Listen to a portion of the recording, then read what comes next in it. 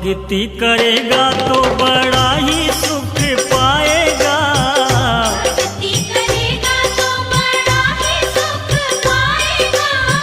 भक्ति से आत्मा का मैल छूट जाए।